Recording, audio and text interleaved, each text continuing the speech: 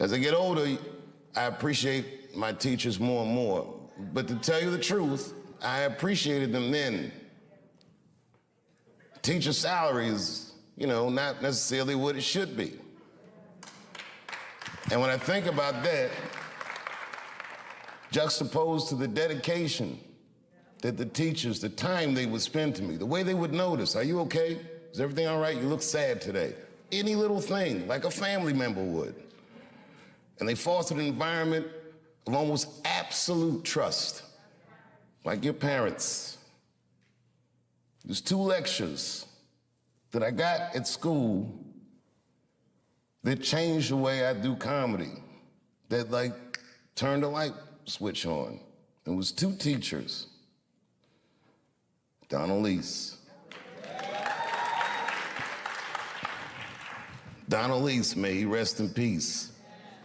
Maybe one of the single best educators that I've ever met in my life. He had a demeanor about himself that demanded excellence from his students.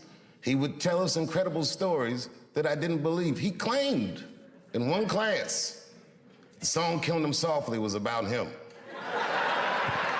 I was like, nah, nigga, not you. He told me he knew Donny Hathaway and Roberta Flack and all these people, these DC legends. He's a humble man, but he really demanded excellence. And he gave us a lecture once on the concept called polarization. Polarization meaning the idea that if you can make everybody look at the same thing at the same time, that their rational mind will decrease and the emotional response will increase. He said that's how audiences work, that's how mobs work, that's how you make a person lose themselves in the crowd. I got it. As he was saying this, he would hold a staple in his hand. It was a good lecture. He said, everyone focus on the staple, and then he would explain to us what polarization is as we're all looking at the staple, and then he'd scream, ha! And everyone would jump, oh. And he said, what you scared of? Oh, shit, that works. Avoid his disapproval. When we were coming up, they had a thing called juries. I don't know, do they still do juries? Juries is when all the department heads give you a piece to work on and they sit there and they make you perform the piece, and the criticism is brutal. We were kids. We didn't understand that they were preparing us for a hard world ahead. If you wanted a profession in art, they would tear us to shreds. The stress of a jury. And man, I never practiced. Because I didn't want to act. At an improv class, a teacher named Geraldine Gilstrap told me that I should stop doing funny pieces, that I should try to stretch myself artistically, that maybe I had more in me than comedy. And at the time, I took offense to that.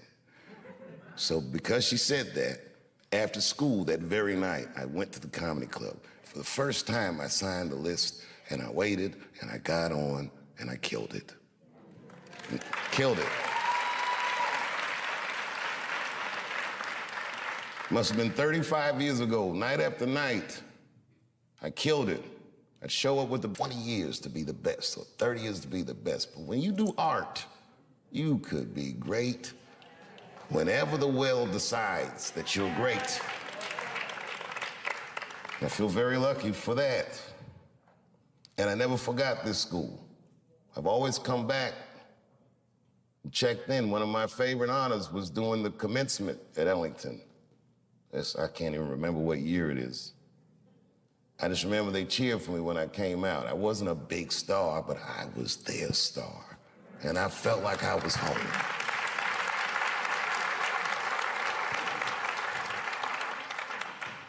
After I did Lorne Michaels, after I did Saturday Night Live, Lorne Michaels said something that I gotta share with you. He goes, you went to Peggy Caford School, didn't you? That's what he said. And I said, I did. And he said, I want to say it Saturday Night Live, he goes, tell her I owe her money.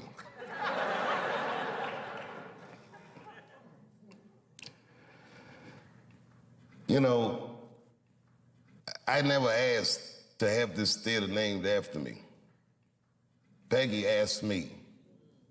She was ailing, and I went to her house to visit her. She said, I want you to put your name on the school. She said, it will help us raise money for the school. And to me, it was like, I felt like I'm a little young for that, and I'm still kind of using the name, you know what I mean?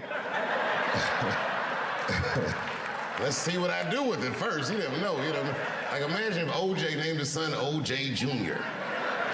Oh, Dad.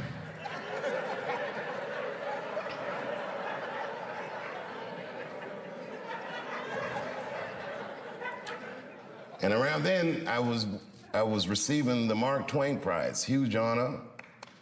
And the next day, all the artists that came to honor me, the Bradley Coopers and Chris Tuckers and all these great people came to Ellington, and they taught master classes for the students. And Peggy Cooper Capritz, as sick as she was, got out of her bed so she could be with her babies. She never left us. So I did it. Say, you know, whatever you want to do, however I can help, I'll do it.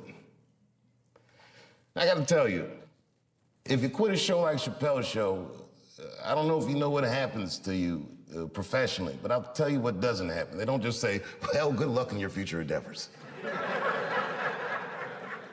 With that media, they beat me up. With their power, they tried to make me behave. It takes a strong person to stand out in the cold like that. And I swear to God, so much of the strength I got to do that, the inner warmth I got to do that, I learned in this school and from my friends who helped raise me.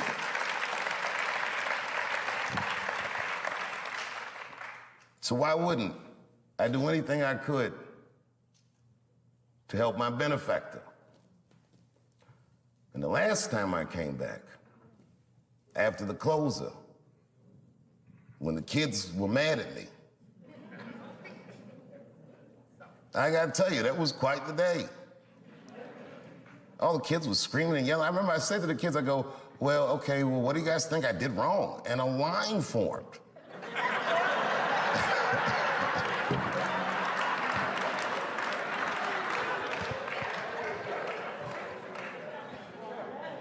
These kids said everything about gender and this and that and the other, but they didn't say anything about art. And this is my biggest gripe with this whole controversy with the closer, that you cannot report on an artist's work and remove artistic nuance from his words.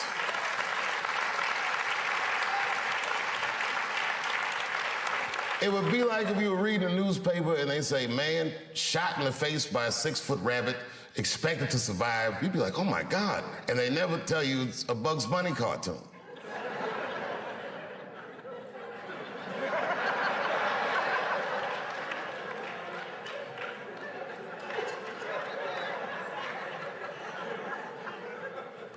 I took a lot of cold shots in show business. And I gotta tell you, as the years go on, you feel the shots less and less as just a business, is what you say. But that one, that day, boy, that day they hurt me. When I heard those talking points coming out of these children's faces, that really, sincerely hurt me. Because I know those kids didn't come up with those words. I've heard those words before.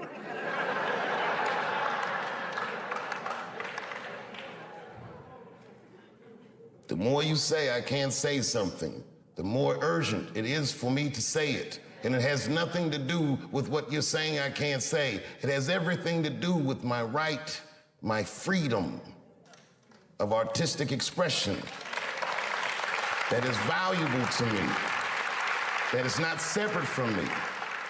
It's worth protecting for me, and it's worth protecting for everyone else who endeavors in our noble, noble professions.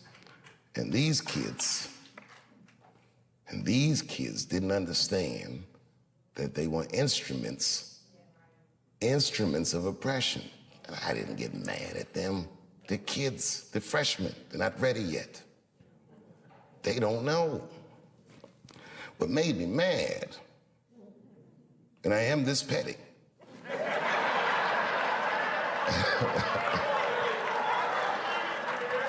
I ain't saying names.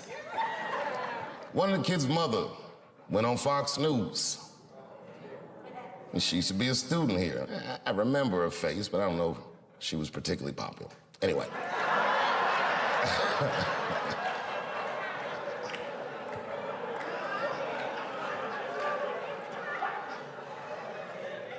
She was in the literary media arts department. She said a lot of things that I didn't like, a lot of things, but, you know, that's her right. Things she said that got to me. She said, at Duke Ellington, that theater was a sanctuary for students. I used to sit there and meditate. Well, of course you'd meditate. You were a literary media arts student. We didn't meditate in here, we got to work. But okay, fine. I would sit in there and meditate, she said.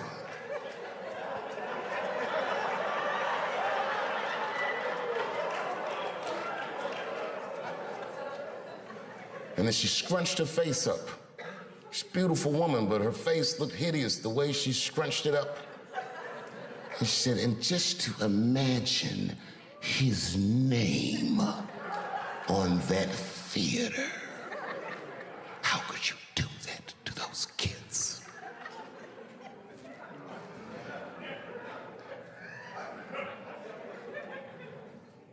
Listen. No matter what they said about the closer, it was still the most watched special in the world.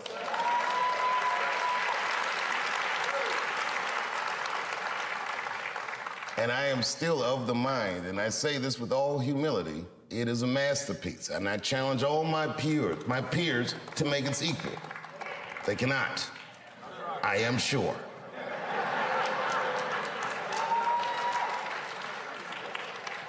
It will be decades before you ever see someone in my genre as proficient as me. I am maybe a once-in-a-lifetime talent. I am telling you the truth.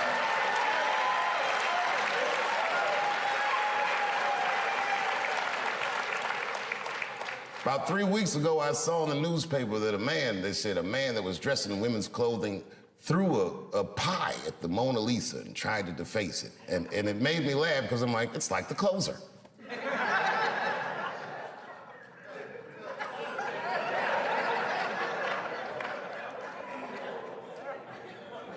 I said it to the kids that day, if you have a better idea, then express it, and you can beat me.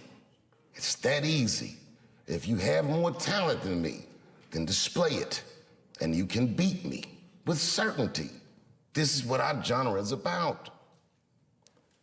The idea that my name will be turned into